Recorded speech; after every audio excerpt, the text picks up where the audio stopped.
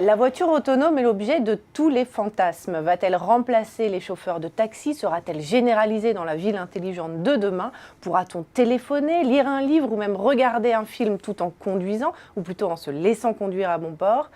Au-delà des fantasmes, quels sont les véritables enjeux et la réalité de ce concept? Avec nous pour en parler, Jean-Pierre Cornioux, bonjour. Bonjour. Vous êtes partenaire associé du cabinet de conseil SIA Partners et vous avez rédigé un chapitre intitulé « La voiture intelligente face à ses responsabilités » dans le livre « Élucider l'intelligence artificielle ».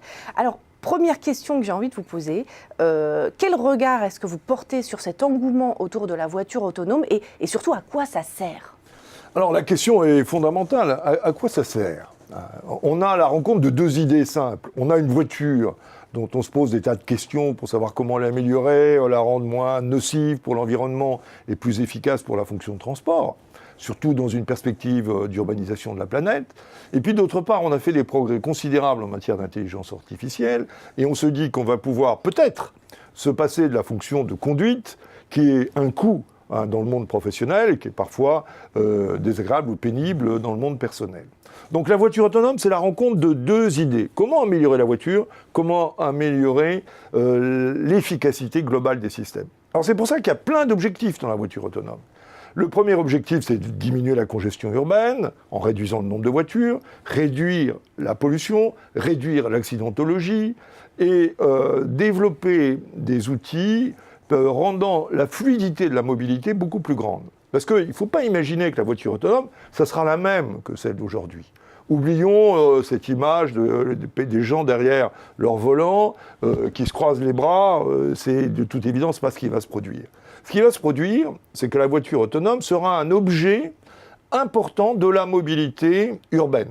Ça va s'intégrer pour les passagers dans un système global de transport public. Mais ce qu'il faut surtout, c'est changer, c'est passer d'une voiture, d'une fonction d'usage plutôt que de possession. Ce qu'il faut, c'est que la voiture soit partagée. C'est un changement de modèle.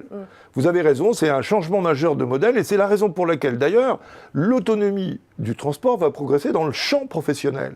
Parce que c'est là où on se rend compte, les poids lourds, les transports publics, tous les véhicules industriels dans les aéroports, dans les mines, on va développer l'autonomie là parce qu'on aura un service beaucoup plus performant et un coût moindre. Et surtout des conditions de travail moins dégradées pour les chauffeurs. Donc on est bien là dans une transformation qui va prendre beaucoup d'années. On parle de 30, 40, 50 ans de la fonction de mobilité, qui va toucher d'abord le monde professionnel, parce qu'il y a un vrai business model, et ensuite, progressivement, par vagues successives, améliorer l'efficacité de la conduite individuelle. Mais est-ce qu'il ne va pas y avoir un problème réglementaire qui va se poser quand même? Bien entendu, aujourd'hui, le transport de voyageurs est régi par la Convention de Vienne, qui harmonise dans le monde entier les règles de circulation. Il va falloir changer ça, puisque la Convention de Vienne dit que tout véhicule doit être sous la responsabilité de son conducteur. Donc demain, le conducteur, ce sera qui? Ce sera un autonome, un robot, un programme informatique.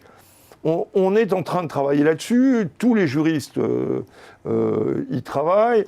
On voit bien que de toute façon se pose un problème de responsabilité, se pose un problème d'éthique. Qui va prendre la décision ultime en cas de risque de crash? C'est la plus grosse question. Oui, enfin, pas que. Se posent aussi les problèmes de responsabilité du système social. Qui va gérer ces voitures autonomes? Les autorités de transport? Ou est-ce que ce seront des professionnels spécialisés? Les constructeurs automobiles peut-être, mais on voit bien que le vrai avenir de la voiture autonome, c'est la mutualisation.